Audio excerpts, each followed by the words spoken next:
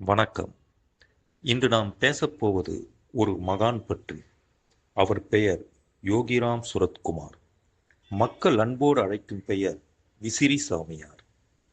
திருவண்ணாமலையின் அருணாச்சல மலை அடிவாரத்தில் ஒரு எளிய மனிதராக வாழ்ந்தாலும் ஆயிரக்கணக்கான பக்தர்களின் மனதில் தெய்வமாக நிலைத்தவர் பகவான் யோகிராம் சுரத்குமார். டிசம்பர் 1, 1918ஆம் ஆண்டு உத்தரப்பிரதேசத்தில் கங்கை நதிக்கரையோரம் உள்ள நர்தாரா என்ற சிறிய கிராமத்தில் ராம் சுரத் குன்வர் எனும் இயற்பெயருடன் அவதரித்தார். படிப்பில் சிறந்து விளங்கினார். அலகாபாத் பல்கலைக்கழகத்தில் BA பட்டம் பெற்றார்.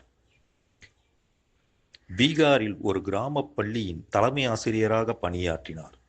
திருமணமும் ஆனது. மனைவி ராம் ரஞ்சனி தேவி. குழந்தைகளும் இருந்தனர். தெற்கு இந்தியாவுக்கு பயணம் மேற்கொண்டார். ஸ்ரீ அரவிந்தர், ரமண மகரிஷி, பாபா ராம்தாஸ் ஆகிய 3 மகான்களை சந்தித்தார். இவர்களை தன் ஆன்மீக தந்தையாக கருதினார்.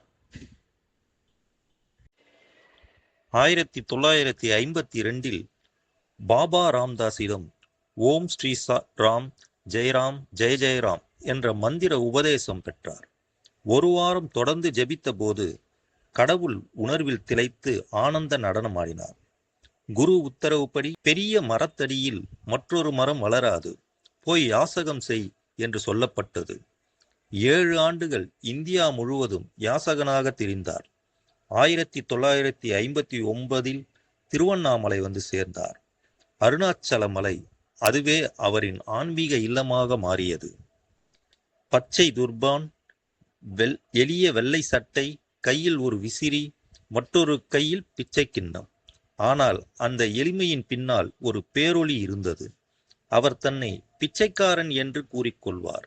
அது அவரின் அகந்தையற்ற தன்மையை காட்டுகிறது. பலர் தங்களின் வாழ்க்கையில் அவரின் அருளால் அதிர்ச்சிகரமான மாற்றங்கள் ஏற்பட்டதாக கூறுகின்றனர். யோகிராம் சுரத்குமார் பணம், புகழ், அதிகாரம் எதையும் விரும்பவில்லை. அவருக்கு முக்கியமானது பக்தர்களின் ஆன்மீக முன்னேற்றம்.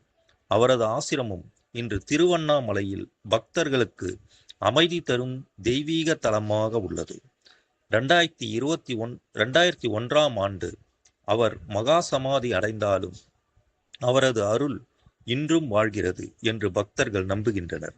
அவரின் நாமத்தை ஜபிக்கும் ஒவ்வொரு இதயத்திலும் அவர் வாழ்கிறார்.